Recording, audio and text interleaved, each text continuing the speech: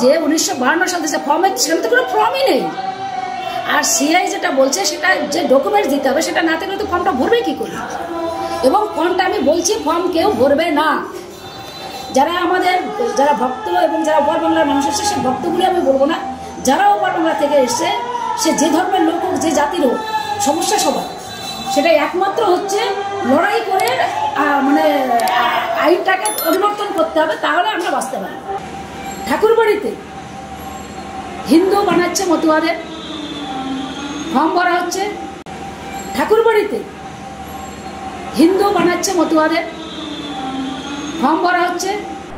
2019 সালের নাগরিকত্ব সংশোধনী আইনের দ্বারা ভারতের প্রতিবেশী 3টি দেশ আফগানিস্তান, পাকিস্তান এবং বাংলাদেশ থেকে আগত সংখ্যালঘু শ্রেণীর যে লোকেরা তাদের নাগরিকত্ব দেওয়ার যে বন্দোবস্ত করা হয়েছিল বা সুযোগ দেওয়া হয়েছিল তা 2024-এ ওই সংশোধনী আইনের উপরে যে রুল তৈরি করা হয়েছে তার দ্বারা কার্যকরী হয়েছে। ইতিমধ্যে বেশ কিছু সংখ্যক লোক এইভাবে নাগরিকত্ব পেয়েছেন। কিন্তু লক্ষ্য করেছি ওরাকান্দি ঠাকুরবাড়ির বর্তমান প্রজন্মের কিছু অংশ যারা ভারতের ঠাকুরনগরের মতুয়া সংঘ পরিচালনা করেন, তাদের একটি অংশ মতুয়াদের এই সিএএ 2019-এর অধীনে দরখাস্ত করলে বিপদ হতে পারে এমন সংশয় প্রকাশ করে কিছু সংখ্যক লোকের মধ্যে ভয় ধরিয়ে দিয়েছেন। এই মতুয়া সংঘের লোকেরা মনে করেন বাংলাদেশ থেকে আগত হিন্দুরা এই দরখাস্ত করলে 2025 সালে যে ইমিগ্রেশন অ্যান্ড ফরেনার্স অ্যাক্ট বলে নতুন খুব কড়া আইন পাস করা হয়েছে পার্লামেন্টে, তার জন্য এরা ভয়ানক বিপদে পড়তে পারেন। এই বর্তমান সংঘমাতা মমতা বালা ঠাকুর, যিনি একজন এমপি, তিনি আরও একটি মত প্রকাশ করে মতুয়াদের এই আইনের পারভিউ বা অর্থাৎ আইনের এরিয়ার বাইরে, এখতিয়ারের বাইরে নিয়ে যাওয়ার একটি ধারণাও তিনি দিয়েছেন। তিনি দৃঢ়ভাবে মত পোষণ করেছেন যে এই মতুয়ারা হিন্দু ধর্মাবলম্বী নয়, হরিচাঁদ ঠাকুরের এই অনুগামীরা তারা একটি স্বতন্ত্র মতুয়া ধর্মের লোক, এই মতও কিন্তু তিনি প্রকাশ করেছেন। যদি তাই হয় তাহলে তো দেখা যাবে যে মতুয়া ধর্মের লোকেরা কিন্তু ওই আইনের আওতায় আসেনি, কারণ যে 6টি সংখ্যালঘু ধর্মাবলম্বী লোক হিন্দু, বৌদ্ধ, খ্রিস্টান, জৈন, পার্সিক এবং শিখ, এরা কিন্তু ওই ধর্মের মধ্যে থাকলেও মতুয়া ধর্ম বলে কাউকে ওর মধ্যে ইনক্লুড করা হয়নি। ফলে তারা এই আইনের জন্য, এই নাগরিকত্বের জন্য দরখাস্তই করতে পারবেন না। তাহলে সমস্যাটা কি দাঁড়াবে? কাজেই আমরা এই আইনের উপরে এর আগে কয়েকটি ভিডিও তৈরি করেছি এবং সেখান থেকে আমরা যেটা বুঝতে পেরেছি সেই অনুযায়ী এই ভিডিওতে আমরা দেখাতে চেষ্টা করব যে বর্তমান সংঘমাতা মমতা বালা ঠাকুরের যে মতামত সেটা কতটা যথাযথ। এই নাগরিকত্ব আইন তার সাথে সংশ্লিষ্ট 2024-এর যে রুল তৈরি হয়েছে, অধিনিয়ম তৈরি হয়েছে সেটা, এবং তার সাথে আরও কয়েকটি সংশ্লিষ্ট অ্যাক্ট, যার মধ্যে passport entry into India act 1920 এবং দ্য ফরেনার্স অ্যাক্ট 1946, এই দুইটিতে যে অংশকে এর সাথে সাথে পরিবর্তন করা হয়েছে, যা এই যে দরখাস্তের জন্য যে ফর্ম দেওয়া হয়েছে সংশোধিত ধারা 6B-এ যে ফর্ম প্রেসক্রাইব করা হয়েছে, সেখানে এই পরবর্তী দুটো আইন অর্থাৎ passport entry into India act 1920 এবং ফরেনার্স অ্যাক্ট 1946, সেখানে দুটি অর্ডারের কথা বলা হয়েছে যেখানে পরিবর্তন করা হয়েছিল 2016 সালে এবং 2015 সালে। অর্থাৎ তার সাথে মিল রেখে সংশ্লিষ্ট নাগরিকত্ব আইন সংশোধন করা হয়েছে 2019 সালে। কিন্তু এই বিষয়টা সম্পর্কে অনেকের ধারণা নেই, যে কারণে 2019-এর আইনে সংজ্ঞা পরিবর্তন করতে গিয়ে এক্সেপশন, অর্থাৎ যেখানে এই তিনটা কান্ট্রি বাংলাদেশ, পাকিস্তান এবং আফগানিস্তান থেকে আগত 6টি সংখ্যালঘু শ্রেণীর মানুষকে এদেশে নাগরিকত্ব দেওয়ার যে ব্যবস্থা করা হয়েছিল, তাদের ক্ষেত্রে পাসপোর্ট এন্ট্রি অ্যাক্টে যাদেরকে অবৈধ বলা হয়েছিল, সেই অবৈধ অংশের মধ্য থেকে এদেরকে বের করে নেওয়া হয়েছে। ফরেনার্স অ্যাক্টে অনুরূপ বদল করা হয়েছে। ফলে এই মুহূর্তে এদের নাগরিকত্ব পাওয়ায় কোনো রকমের বাধা নেই, কারণ ওই জায়গায় পরিষ্কার করে বলা হয়েছে কারা নাগরিক হবেন। 2019-এর এই যে সংশোধনী, সেখানে কি করা হয়েছিল, সেখানে সেকশন 2-এ মূল আইনের অর্থাৎ সিটিজেনশিপ অ্যাক্ট 1955, সেখানে একটি ডেফিনেশন আছে ইলিগাল মাইগ্রান্ট কাদের বলা হবে। বলা হয়েছে without a valid passport or other travel documents and such other documents or authority as may be prescribed by or under any law of that behalf, অর্থাৎ যারা এইসব কাগজ বাদে পাসপোর্ট বা এন্ট্রির জন্য ডকুমেন্ট ছাড়া যারা প্রবেশ করেছে তাদেরকে ইলিগাল মাইগ্রান্ট বলা হবে, এবং ভ্যালিড ডকুমেন্ট নিয়ে এসেছে কিন্তু তারা ভিসা অতিক্রম বা থাকার পারমিশন অতিক্রমের পরেও এদেশে থেকে গেছে, তাদেরকে বলা হবে ইলিগাল মাইগ্রান্ট। কিন্তু সেখানে এই নতুন একটি প্রভিশন অ্যাড করে বলা হয়েছে যে বাংলাদেশ, পাকিস্তান এবং আফগানিস্তান থেকে আগত হিন্দু, শিখ, বুদ্ধিস্ট, জৈন, পার্সি এবং খ্রিস্টান কমিউনিটির লোকেরা who entered into India on or before 31 December 2014, অর্থাৎ যারা এই ভারতে প্রবেশ করেছে এই সময়ের মধ্যে, এবং এর সাথে আরেকটি condition, and who has been exempted by the central government by or under clause C of subsection 2 of section 3 of the passport act or from the application of the provision of Foreigners Act 1946 or any rule or other order made thereunder, অর্থাৎ এই দুটো আইনের আন্ডারে যে rule তৈরি হয়েছে অথবা সেই অ্যাক্টের আন্ডারে অথবা তার আন্ডারে কোনো অর্ডার তৈরি করা হয়েছে, তারা shall not be treated as illegal migrant, অর্থাৎ তারা ইলিগাল মাইগ্রান্ট বলে গণ্য হবেন না। এবং ওই যে দুটো অর্ডার যেটা আমরা উল্লেখ করলাম, যার কথা বলা আছে ফর্ম 6B এর জন্য যে ফর্ম ব্যবহার করা হবে, সেই ফর্মে উল্লেখ করা আছে সেই দুটি অর্ডারের, আমরা এখানে মেনশন করে দিচ্ছি। সেই দুটি অর্ডার পড়লে পরে পরিষ্কার হয়ে যাবে যে এই শ্রেণীর লোকেরা, অর্থাৎ এই তিনটা দেশের 6টি সংখ্যালঘু ধর্মের লোকদেরকে ওখানেও ওই একই ট্রিটমেন্ট দেওয়া হয়েছে, অর্থাৎ তাদের এই প্রবেশকে অবৈধ প্রবেশ বলে গণ্য করা হবে না।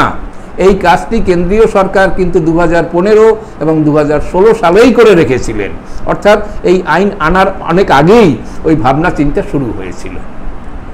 এবারে কথা হলো বর্তমানের সংঘমাতা মমতা বালা ঠাকুর, যিনি একজন এমপিও, তিনি যে বলেছেন যে নতুন যে আইনটি করা হয়েছে সেটা অনেকটা করা, এবং সেই আইনের আন্ডারে যারা দরখাস্ত করতে যাবে অর্থাৎ নিজেদেরকে ডিক্লেয়ার করতে যাবে তারা নিজেদের বিপদ ডেকে আনবে।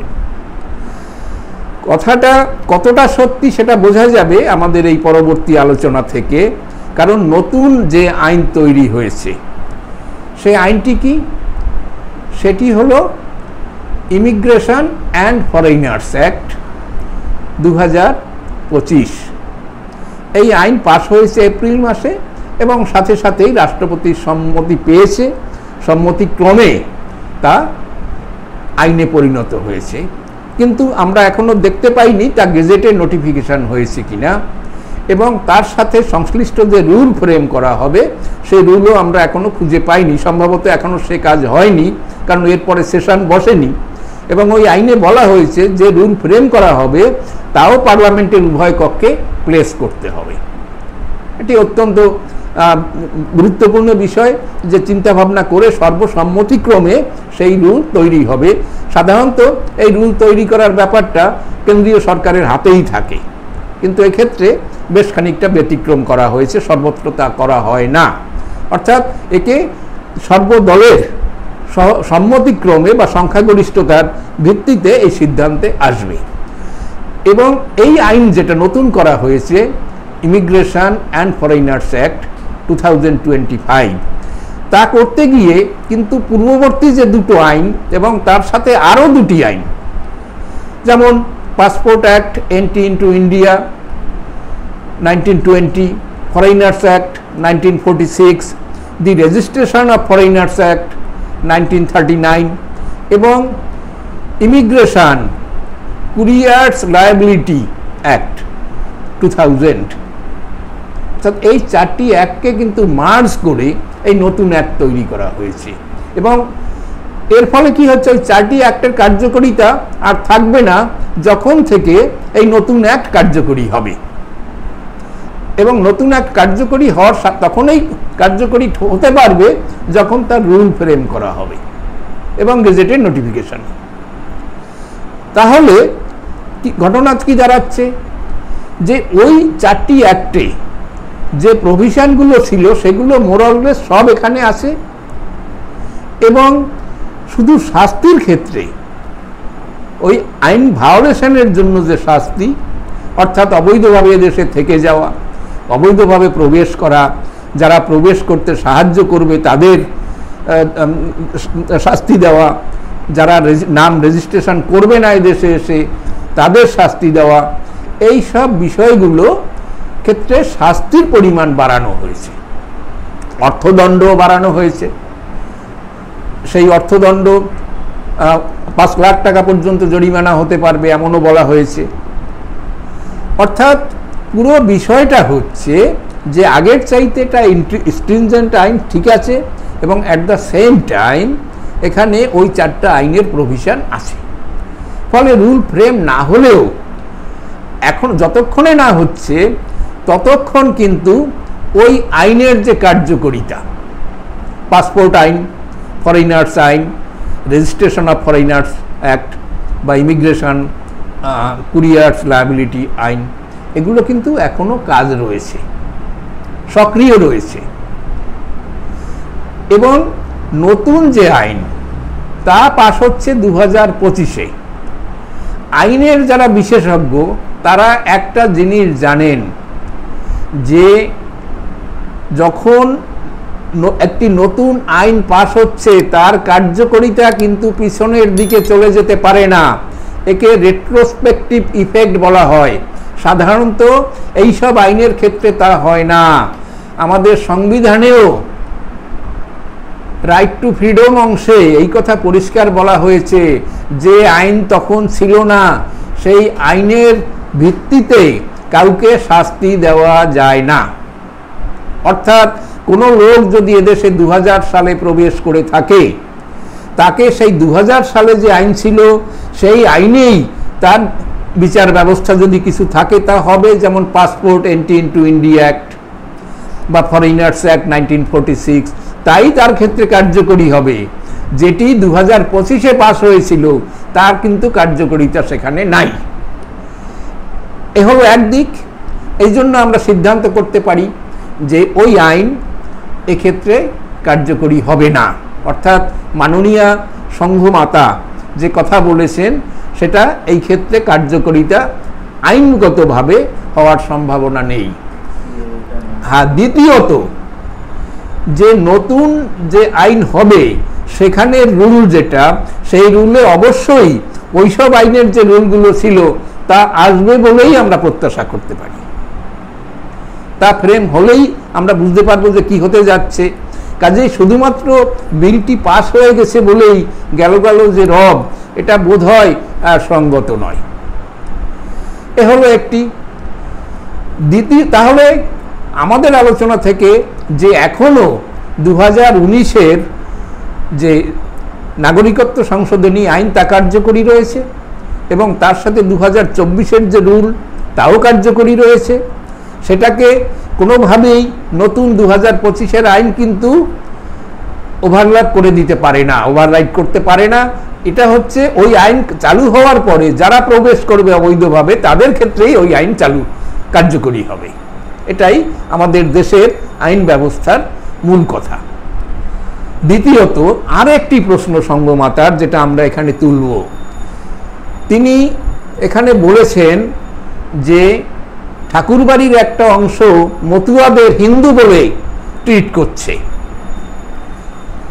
মতুয়াদের যদি হিন্দু বলে ট্রিট করা হয় তাহলে মতুয়ারা এই নাগরিকত্ব আইনের আন্ডারে আসতে পারবে, এবং শেষের দিকে তিনি বলছেন যে এটা কোনোভাবেই করা ঠিক হবে না, সেটাও আমরা এখানে উল্লেখ করেছি। কাজেই এই দুই দিক থেকে মতুয়ারা হয়তো এই যে বন্দোবস্ত তার থেকে বঞ্চিত হবেন। পরিশেষে একটু যোগ করে রাখি, মতুয়ারা কি হিন্দু? এটি কিন্তু হরিচাঁদ ঠাকুরের পরবর্তী সময়ে যে গ্রন্থ রচনা করা হয়েছিল, তার জীবনী গ্রন্থ লীলামৃত যা রচনা করা হয়েছিল, এবং তার রচনা করেছিলেন তার ঘনিষ্ঠ পরিকর যারা ছিলেন তারাই। ভক্তপ্রবর তারক সরকার তিনি এই গ্রন্থ রচনা করেছিলেন, জীবনী গ্রন্থ, এবং তাই হরিচাঁদের জীবনীর মূল আধার। তাকে কেন্দ্র করে পরবর্তী সময় ভক্তরা আরও বইপত্র লিখেছেন। তিনি এবং এমনকি তার পুত্র, সুযোগ্য পুত্র গুরুচাঁদ ঠাকুর, তিনিও কিন্তু মতুয়াদের আলাদা ধর্মাবলম্বী বলেননি। মতুয়া সম্প্রদায় শব্দটা সেখানে অনেকবার এসেছে, কিন্তু মতুয়া কথাটা এ অনেক পরে, তাদের 3-4 প্রজন্ম পরের লোকেরা এই মতুয়া ধর্ম শব্দটা আলাদা করেছেন। অবশ্যই মতুয়া আলাদা ধর্ম কিনা এ নিয়ে আমাদের প্রশ্ন রয়েছে, এ নিয়ে আমরা একটা আলাদা ভিডিও করব যে মতুয়ারা সেপারেট ধর্মাবলম্বী হতে পারে কিনা, গণ্য হওয়ার উপযুক্ত কিনা। আজ সেটা নিয়ে এখানে বিস্তারিত বলবো না। আমরা বলবো যে মতুয়া সম্প্রদায়ের লোকেরা যদি এই সুযোগটা না নেন তাহলে হয়তো আখেরে তাদের ক্ষতিও হতে পারেন, এবং ফর্মের যে কলাম 4 যেখানে নিজের ধর্ম লিখতে হয় সেখানে যদি মতুয়া ধর্ম লিখেছেন তাহলে তো আপনার সর্বনাশ, অর্থাৎ আপনি এই ফর্মে ফিল আপের উপযুক্তই হবেন না। কাজেই যারা নাগরিকত্ব প্রত্যাশা করেন বা নাগরিকত্ব পাবেন বলে ধারণা করেন তারা সতর্ক থাকবেন, ঠিকভাবে আপনার দরখাস্ত জমা করবেন। আজ এই পর্যন্ত।